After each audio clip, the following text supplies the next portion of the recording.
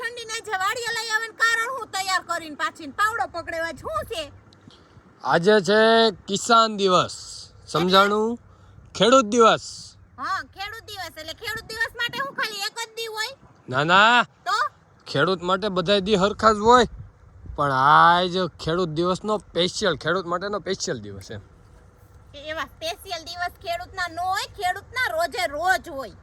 એ તો મને ખબર, રોજે રોજ ખેડૂતના જ દિવસો હોય. એમ ખેડૂતના દિવસ ન હોય. તો આજે ખેડૂત દિવસ હોય એટલે એવું કે આજે ખેડૂતનો આભાર માને બધાય, પણ એક જ દિવસ ન હોય. માર કહેવાનો મતલબ એમ, ખેડૂત દિવસ ન હોય એટલે એક જ દિવસ ખેડૂતનો આભાર ન માનવાનો હોય. તો સૂતા, ઉઠતા, જમતા, બેસતા, સવાર, સાંજ અને બપોર 3 ટાઈમ ખેડૂતનો આભાર માનવો જોઈએ. કઈ રીતે? આપણે જેમ ખેડૂતની આપણે કેમ ભગવાનની પ્રાર્થના કરીએ છીએ, જમતા સમયે અમુક લોકો ભગવાનને પ્રાર્થના કરતા હોય, અમુક ભગવાનના નામ લેતા હોય, ત્યારે આપણે ખેડૂતનો પણ આભાર માનવો જોઈએ. પણ કયો હુકમ, કઈ વાતે? એક ધરતી માતાનો આભાર માનવાનો કે હે ધરતી માતા, હું તમારા ઉપર બોજ છું. વજન તો ઉપાડે છે ને ધરતી માતા આપણું. હું તમારા ઉપર બોજ છું. મારાથી જો જાણતા અજાણતા કોઈ નાનું કીડી મકોડું મરી જાય તો મને માફ કરજો. એ તો બધી મને ખબર છે. ઈ બદલ તમારો આભાર. તો પણ આ ખેડૂતનું મને સમજાવો. ખેડૂતનું ખાવ પીવું શું છો? હા, અનાજ. ઉઠો એટલે હું ખાવ? રોટલી, ચા, બિસ્કિટ, ભાખરી ગમે એ બનાવો. બને શેમાંથી બધું? ઘઉંમાંથી કે બીજે શેમાંથી? ના ના, જમીનમાંથી ને બધું ઉગે ને. બને છે શેમાંથી? ઘઉંમાંથી. તો ઘઉં કોણ બનાવે, કોણ પકાવે? ખેડૂત. ઈ સેવા પકાવે? જમીનમાં. હા, તો આજે ખેડૂત દિવસ અને જમીન દિવસ, જમીન તો ભેગી હોય જ છે, પણ આજે ખેડૂત દિવસ છે. એટલે હું એમ કહેવા માંગુ છું કે આજે એક જ દિવસ ખેડૂતમાં તો નો જોઈ, રોજે રોજ ખેડૂત મિત્રોને આપણે શું કે આપણે એના આભારી છીએ. ખેડૂત છે તો આપણે છીએ. ઈ પાક બનાવવાનું બંધ કરી દે, એમ કે માંગ્યું ને આપણે કઈ વાવવું જ નથી. આ બેઠા ઘેરે આ જમીન વેસીને બધા ધંધા કરી નાખશે, અથવા તો ખેતી ઉપર બિલ્ડિંગો ચણીને પૈસા લઈ લે છે જમીનના, અથવા તો ફેક્ટરા ખોલી નાખશે જમીન ઉપર. તો પાક વાવશું ક્યાં? તો આપણે બધા ભૂખમરામાં આવી જાય ને. કઈ ફેક્ટરી ઉપર તો પાક નહીં વવાય. ના ના, બિલ્ડિંગ ની ઉપર ટેરેસ ગાર્ડન થાય ને, ટેરેસ ખેતર નહીં થાય. હા, એ વાત તારી સાચી. ધૂળ વગર તો નકામ હો બધું, આ ખેતર વગર તો. હા, ધૂળ વગર નહીં, ધૂળ તો મેળી ઉપર રહી જોડશે, તમને અહીંથી ભરી લેહો. તો તું ખાલી ખેડૂતનું કહેશો ને. ખેડૂત વગર નકામું. જમીન હશે ને ખેડૂત નહીં હોય શું કામનું? આપણે જ છીએ. હાલો, જમીન આપણી છે, આપણે અત્યારે ખેડૂત છીએ, બરાબર છે?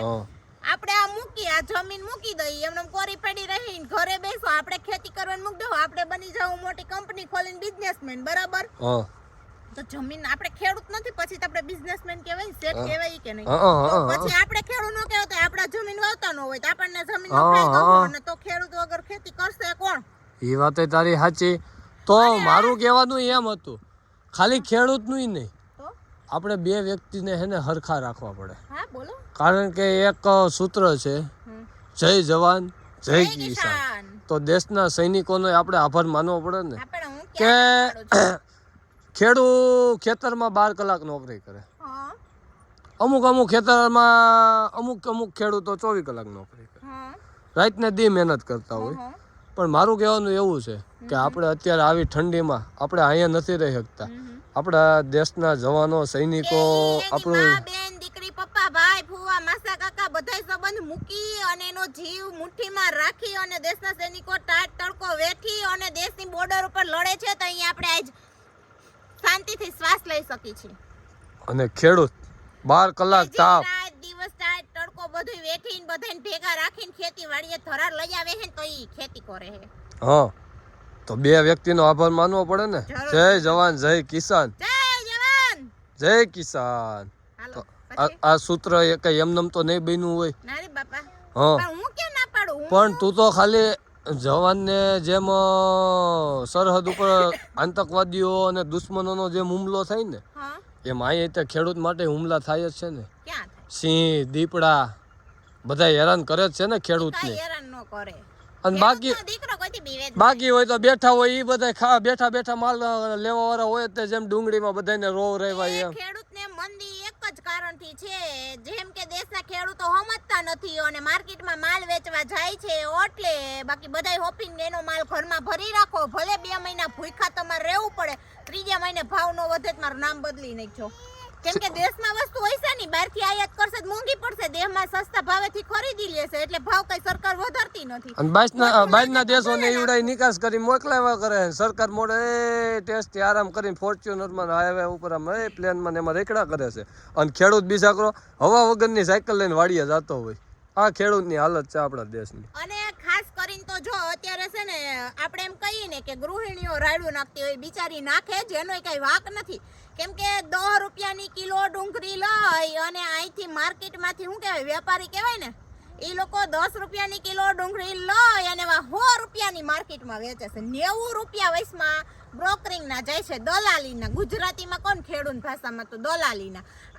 આની પાસેથી એક વેપારી ખેંચે, ઈ વેપારી પાસે બીજો ખેંચે, બીજા પાસે પાછો ત્રીજો ખેંચે, ત્યાંથી પાછો વેચવા વાળો લે. 5-6 જણાનું સાયકલિંગ ફરે ને એટલે આપણે છે ને આગ્રહ એવો રાખવો જોઈએ બધી ગૃહિણીને બહેનોને કહું છું કે તમે કઠોળ ડીમાર્ટમાંથી લેવા જાવ છો, પછી 100 રૂપિયાનું કિલો પડે ને અહીંયા 50 રૂપિયાના કિલો મગ અડેડ હોય અને ત્યાં 150 રૂપિયા દેવા છે. એટલે તારું કહેવાનું એમ છે કે ડાયરેક્ટ ખેડૂત પાસેથી જ ખરીદી કરો એમ? ખેડૂત પાસેથી ખરીદી કરવી હોય ને તો પાછા ખેડૂત 50 રૂપિયા કે તમારા મગ તો હળેલા છે, આમાં ડીમાર્ટમાં સરસ ચોખા મગ મળે અને અમારે ઓલી દુકાને તો હારા મગ મળે. ત્યાં ભલે ન મળતા અહીંયા 60 દઈને લઈ જાય ને સાલી તોય તાર ઘરમાં રહે. અહીં ખેડૂત પાસે 25 રૂપિયા કિલો લેવા હોય, ત્યાં 150 રૂપિયા દેવા હોય. એ વાત તારી બહુ સાચી, બહુ સાચી.